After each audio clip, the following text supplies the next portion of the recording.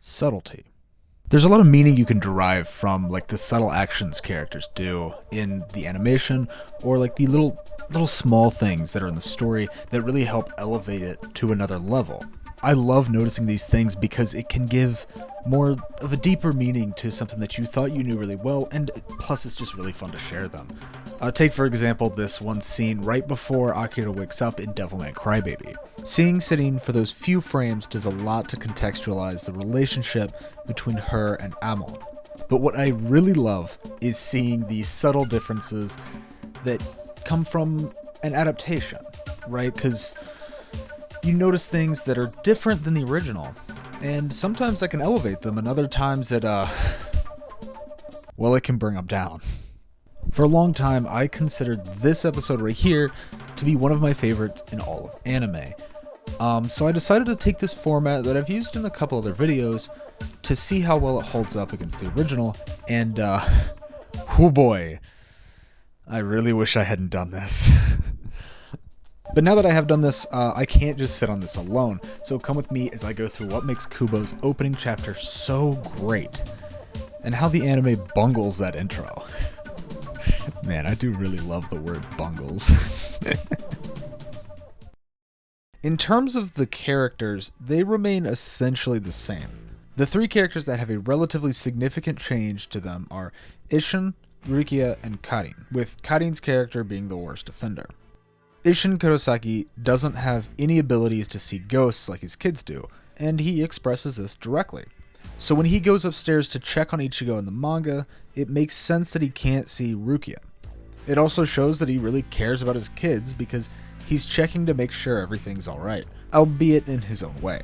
Missing any reaction from his family about this loud noise is odd, and when you compare it to the manga, it makes the scene in the anime feel almost like it happens in a vacuum.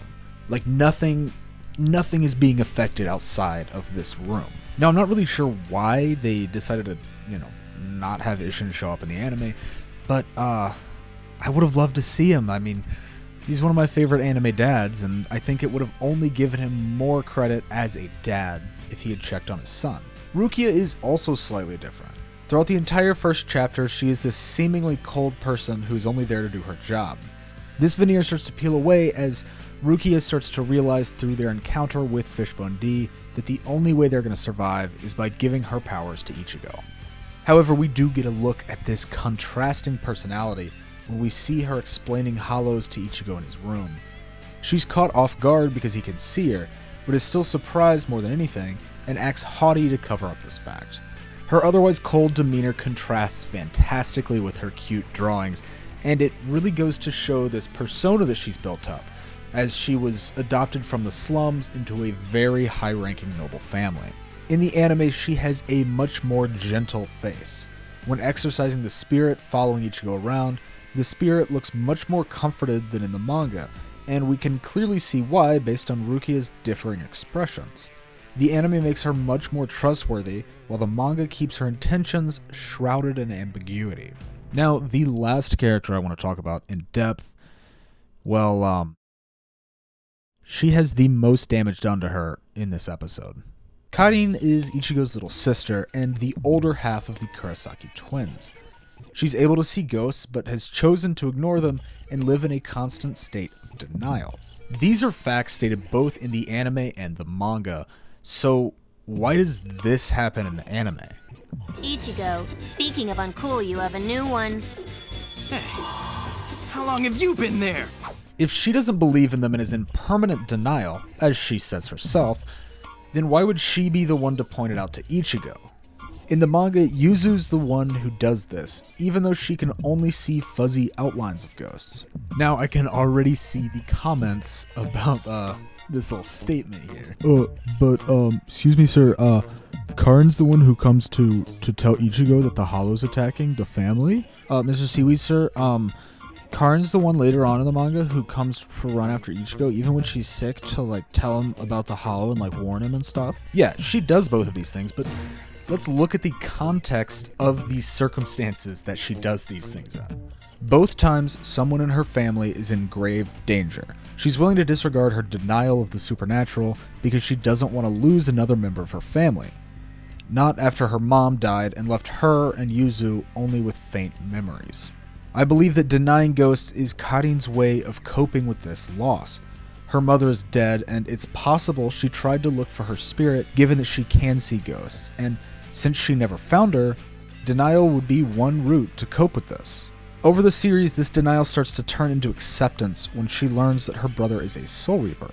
Karin is a very complex character, and she doesn't have a lot of screen time, so changing this one line in the script makes her feel very contradictory and completely negates everything about her whole entire arc. Now, before I get into my biggest complaint of the opening episode, I want to talk about some little, just smaller things that kind of bug me, but they're not like super massively important.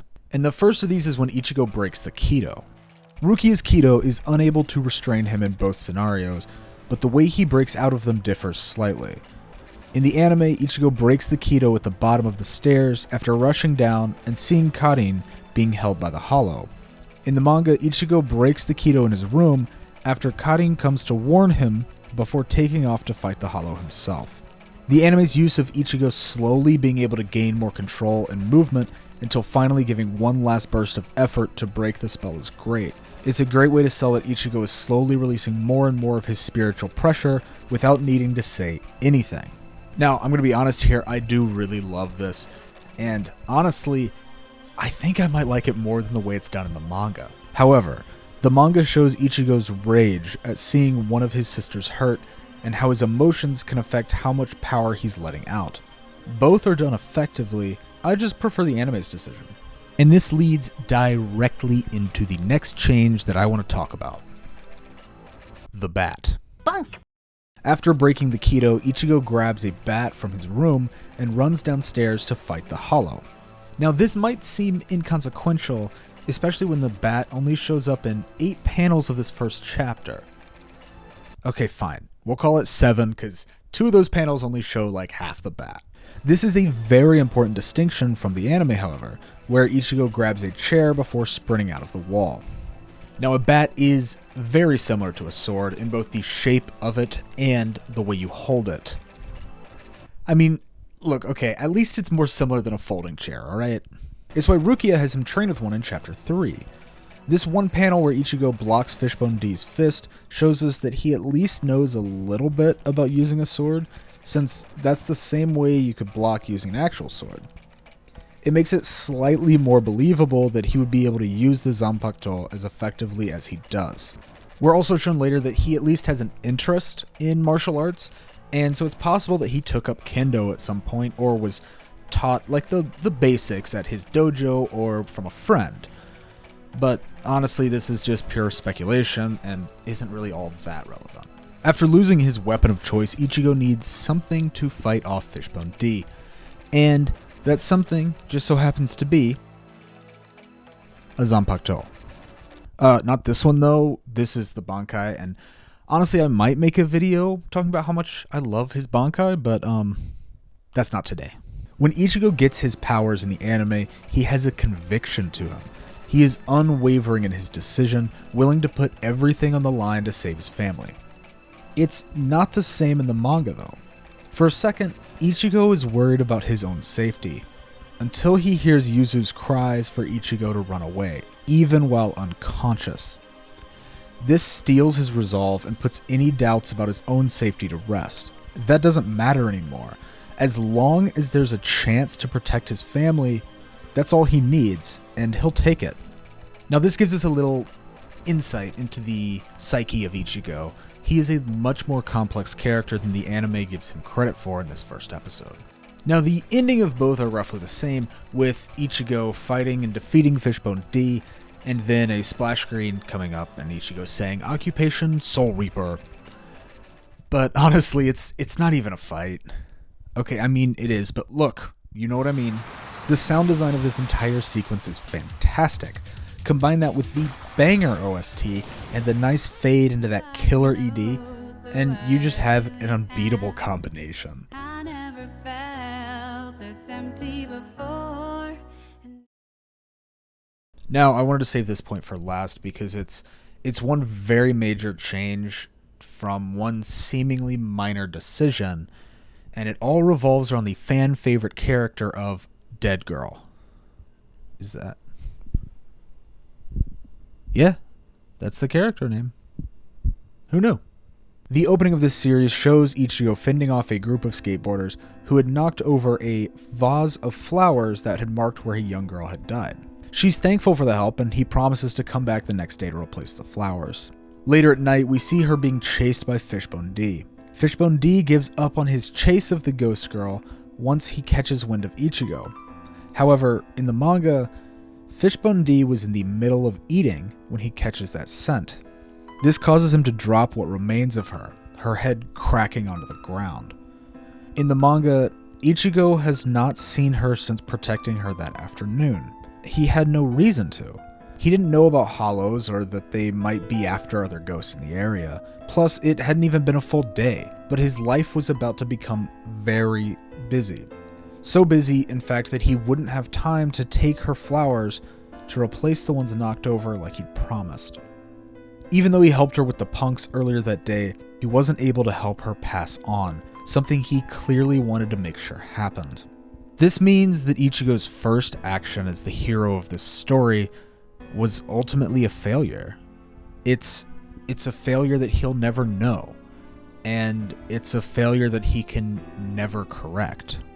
This is probably one of the biggest and most important distinctions Bleach has in its opening chapter when compared to the others of the big three. There's a tinge of unease to the story, that Ichigo might not be able to solve everything. In One Piece, we see Luffy fail in his initial fight with the sea monster. It's barely a fight, and someone he cares for loses an arm as a result. In Naruto, we see Naruto fail at becoming a ninja because he's unable to create even one competent clone. The major difference between these events and Ichigo's is the character's abilities to learn. Luffy learns how to become a better fighter and uses his limitations as a strength, which allows him to defeat the sea monster in one punch. Naruto learns the secret to creating shadow clones, showing the massive amount of chakra and potential he has stored inside. But Ichigo isn't able to learn here. He doesn't know what's happened to the dead girl, so he's unable to learn from this and never knows that he wasn't able to help her. By having episode 1 of the anime take 2 days, we see him attempting to take flowers to her, and even though he makes it to where she should be, he can't find her. He follows the sound of a hollow and finds her being chased before Rukia comes in to protect them. Later that night, we see Fishbone D chasing her, and right before catching her, he stops to follow the scent of Ichigo, letting the girl live.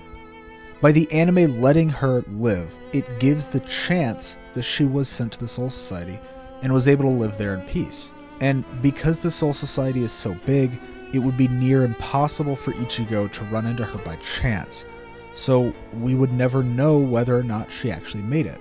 But that difference is important. The hope that the anime gives is something important. It gives a more positive outlook to what Ichigo has been doing all these years, instead of the depressing notion that everything he's done up until now was for naught, and by giving the souls another reason to stay, may have been harmful in the long run. There's a lot of debate over whether or not pluses get reincarnated into the Soul Society once the hollow that ate them was purified, but there's been no real official say on this, so to me it feels more like a false hope.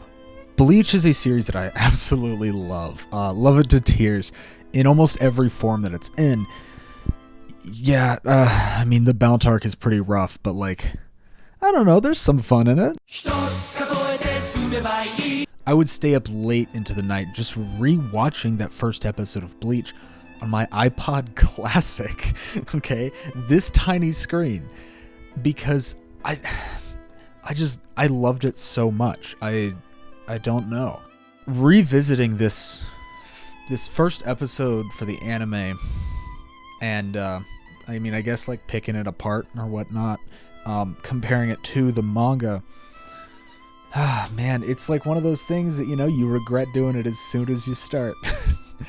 Because I immediately saw all of the bad that it did. And yeah, I don't know what more to say, but thank you for watching this video. If you did enjoy it, be sure to hit that like and subscribe and the bell notification, because that's important, right? I don't know what else to say, except for I hope I see you at the next video. Well, I guess I won't be seeing you. Yeah, you'll see me. Whatever. You get what I mean. All right. Bye.